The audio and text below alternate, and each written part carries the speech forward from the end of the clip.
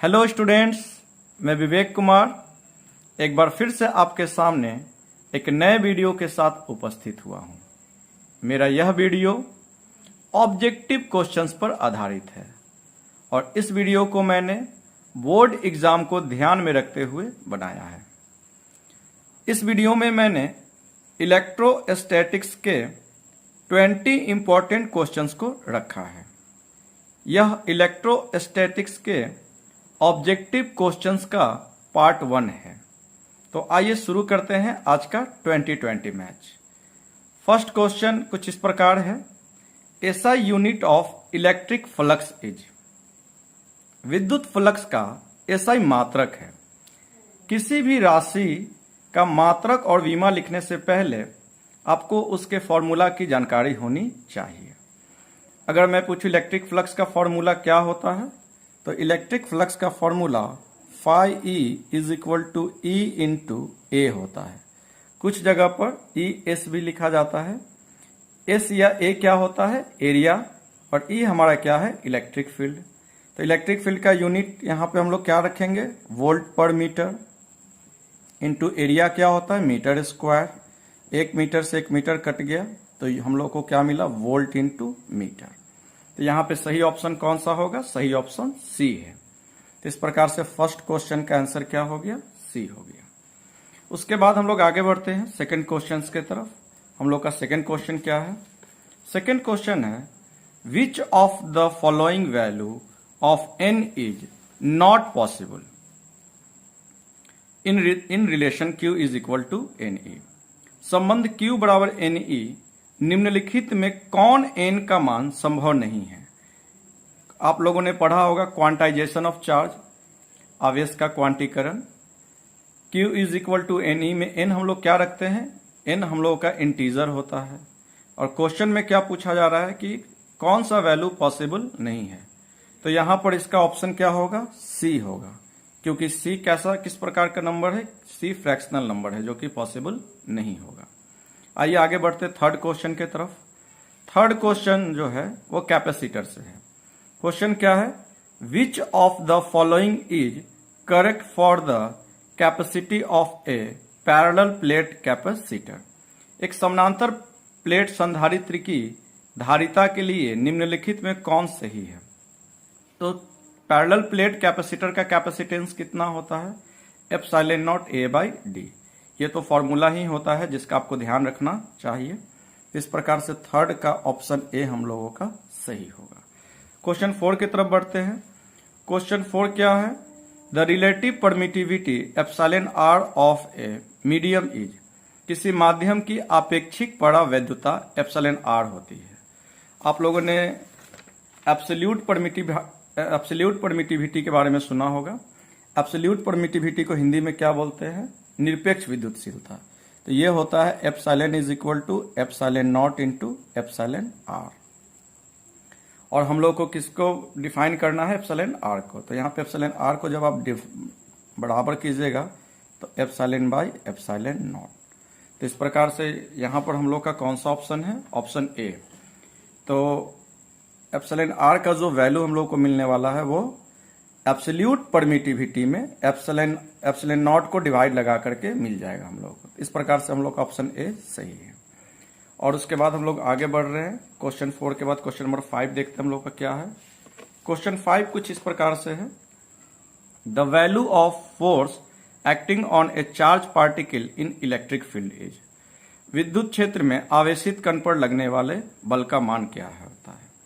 तो विद्युत क्षेत्र में या विद्युत क्षेत्र की तीव्रता का यदि आपने फॉर्मूला देखा होगा तो वो क्या होता था, E is equal to F by Q, या हम लोग क्यू नॉट रखते थे। तो यहां से हम लोग को फोर्स डिफाइन करना है कि फोर्स कितना होगा। तो force is equal to Q into E. Q क्या हुआ, चार्ज, और ई क्या हुआ, इलेक्ट्रिक फील्ड। तो इस प्रकार से हम लोग का कौन सा ऑप्शन सही है, क्यू ई हम लोग का ऑप्शन ए है। तो हम लोग का ऑप्शन ए सही होगा। क्वेश्चन नंबर 6 क्या कहते हैं हम लोग का, क्वेश्चन नंबर 6 में है, the value of epsilon R in air is. हवा में एप्सिलॉन आर का मान होता है। तो हवा के लिए एप्सिलॉन आर का मान कितना होगा, 1। तो इसका ऑप्शन कौन सा सही है, सी। 7 नंबर क्वेश्चन है, which of the following is not charge. निम्नलिखित में कौन आवेशित नहीं है। आपको बताना है उस पार्टिकल के बारे में जो कि चार्ज्ड नहीं है। तो अल्फा के ऊपर 2 यूनिट पॉजिटिव चार्ज होता है, बीटा के ऊपर निगेटिव चार्ज होता है, इलेक्ट्रॉन आप जानते हैं निगेटिव चार्ज होता है। तो इसमें कौन सा ऐसा पार्टिकल है जिसपे चार्ज नहीं है, वो पार्टिकल फोटोन है। तो 7 का ऑप्शन कौन होगा, 7 का ऑप्शन ए होगा। इस प्रकार से आगे हम लोग बढ़ रहे हैं और क्वेश्चन नंबर 8 के तरफ। क्वेश्चन 8 कह रहा है potential gradient is equal to, विभव प्रवणता बराबर होती है। तो आप लोगों ने देखा होगा विभव प्रवणता दूरी के साथ विभव में परिवर्तन। तो इसका ऑप्शन सी होगा, dv अपॉन dx। इस प्रकार से हम लोग आगे बढ़ते हैं क्वेश्चन 9 के तरफ। क्वेश्चन 9 हम लोग का क्या है, क्वेश्चन 9 है the value of electric potential at A distance r from A point charge q is. किसी भी पॉइंट चार्ज से r डिस्टेंस पे इलेक्ट्रिक पोटेंशियल का क्या वैल्यू होता है वो हम लोग को बताना है। इसी क्वेश्चन को हिंदी में लिखा हुआ है, एक बिंदु आवेश से r दूरी पर विद्युत विभव का मान होता है। तो विद्युत विभव कितना होगा, 1/4 pi epsilon not q by r। तो यहां से आप लोग देख लीजिए कहां पे है, 1/4 pi epsilon not q by r, option A, 9 का ऑप्शन ए। अगर इसी क्वेश्चन में विद्युत क्षेत्र की तीव्रता पूछता, इलेक्ट्रिक फील्ड इंटेंसिटी पूछता तो कितना होता, 1/4 pi epsilon not q by r square. खैर हम लोग आगे बढ़ते हैं क्वेश्चन 10 की तरफ। क्वेश्चन 10 है the dielectric constant of water, पानी का परावैद्युत स्थिरांक होता है। तो आपको याद, ये क्वेश्चन तो आपको याद रखना होगा कि पानी का जो होगा डाई इलेक्ट्रिक कॉन्स्टेंट कितना होता है, 80, option A. 11 number question, electrical capacitance of earth of radius r is. r त्रिज्या की पृथ्वी की विद्युत धारिता होती है। पृथ्वी जो है एक बड़े चालक की तरह व्यवहार करता है और हम लोगों ने पढ़ा था कि किसी भी स्फेरिकल कैपेसिटर का जो कैपेसिटेंस होता है वह C is equal to 4 pi epsilon naught into r होता है, जहां r क्या होता है उस स्फेरिकल कंडक्टर का रेडियस। तो अर्थ क्या है, हम लोग का स्फेरिकल कंडक्टर की तरह बिहेव करता है और इसका रेडियस कितना लिया गया है, इसका रेडियस कैपिटल R। तो इसका जो कैपेसिटेंस होगा कितना होगा, 4 pi epsilon naught into capital R, 11 का बी। आगे बढ़ते हैं, बहुत फेमस क्वेश्चन है ये, आप सभी को याद रखना होगा इस चीज को। 1/4 पाई एप्सिलॉन नॉट का वैल्यू, 1/4 पाई एप्सिलॉन नॉट का मान कितना होता है, तो 9 × 10⁹ न्यूटन मीटर स्क्वायर पर कूलम स्क्वायर। तो 12 का ऑप्शन कौन होगा, 12 का option A, 9 × 10⁹ newton metre square पर कूलम स्क्वायर। इस तरह से हम लोग 13 क्वेश्चन की ओर बढ़ रहे हैं। अभी तक हमने 12 क्वेश्चन कर लिया है। 13 में हम लोग का है electric potential is equal to, ये तो सीधा सीधा क्वेश्चन है, विद्युत विभव बराबर होता है। आप लोगों ने इलेक्ट्रिक पोटेंशियल को डिफाइन किया होगा, वर्क और चार्ज का रेशियो। तो इस प्रकार से 13 का बी। 14 नंबर क्वेश्चन क्या है, SI unit of electric dipole movement is. विद्युतीय द्विध्रुव आघूर्ण का एसआई मात्रक होता है। मैं बार बार कह रहा हूं कि यूनिट और डायमेंशंस लिखने के लिए आपको क्वांटिटी का फॉर्मूला जानना चाहिए और फॉर्मूला ध्यान रहेगा तो आप आसानी से क्या लिख सकते हैं, यूनिट और डायमेंशंस। डायपोल मोमेंट का फॉर्मूला क्या होता था, vector P is equal to Q into 2L। Q क्या होता था, मैग्नीट्यूड ऑफ आइदर चार्ज, और 2L हमारा क्या होता था, लेंथ। तो यूनिट क्या होता है चार्ज का, कूलॉम, और लेंथ का कितना होता है, मीटर। तो कूलॉम मीटर हम लोग का क्या होगा, सही ऑप्शन। तो देखिए तो ऑप्शन ए, 14 का ऑप्शन ए। उसके बाद क्या क्वेश्चन है, 1 farad is equal to, farad को डिफाइन करना है। तो आप लोगों ने एक फॉर्मूला पढ़ा होगा, Q is equal to C भी। जब भी हम किसी कंडक्टर को चार्ज देते हैं तो उसके पोटेंशियल में जो वृद्धि होता है वो दिए गए चार्ज का डायरेक्टली प्रोपोर्शनल होता है। तो Q is equal to C V और C is equal to Q upon V. Q क्या हुआ, कैपेसिटेंस, और Q क्या है, C क्या है, C क्या है कैपेसिटेंस, Q क्या है चार्ज, V क्या है पोटेंशियल। तो यूनिट लिखते तो फैराड, कैपेसिटेंस का, धारिता का मात्रक क्या होता है फैराड, चार्ज का कूलॉम, और पोटेंशियल डिफरेंस का भी। तो farad is equal to coulomb per volt.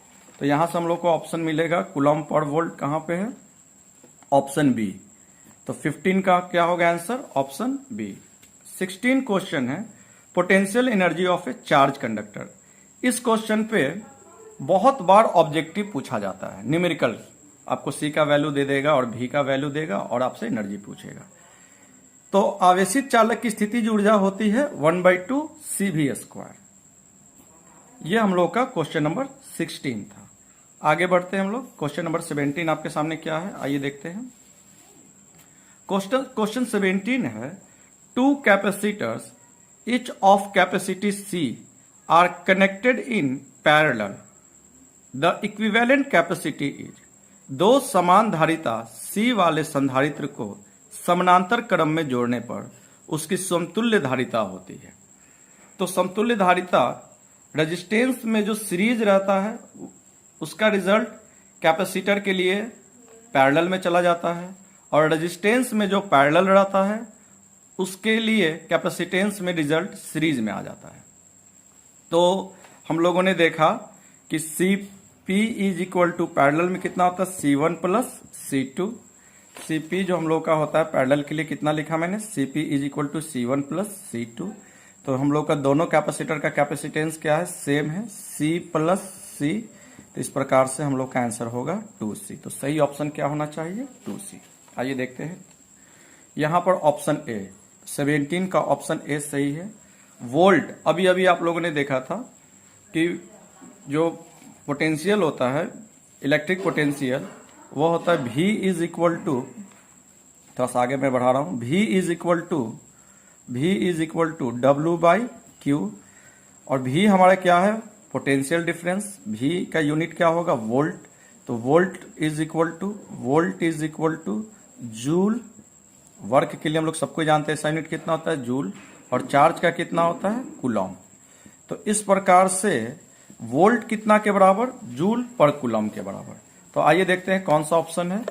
तो यहां पर हम लोग को मिलेगा ऑप्शन बी, 1 वोल्ट कितना के बराबर, जूल पर कूलम के। 18 का B. Electron volt is a unit of, ये बहुत फेमस क्वेश्चन है, बहुत बार पूछा गया है।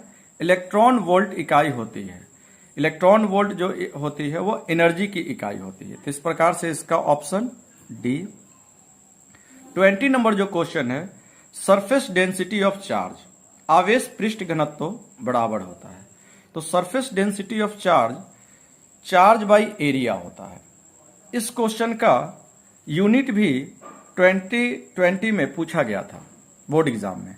तो मैं फिर से क्वेश्चन देख रहा हूं, क्या लिखा गया है, सरफेस डेंसिटी ऑफ चार्ज, आवेश का पृष्ठ घनत्व बराबर होता है। तो सरफेस चार्ज डेंसिटी चार्ज और एरिया का रेशियो होता है। तो चार्ज और एरिया का रेशियो देखें तो कौन सा ऑप्शन है, ऑप्शन बी।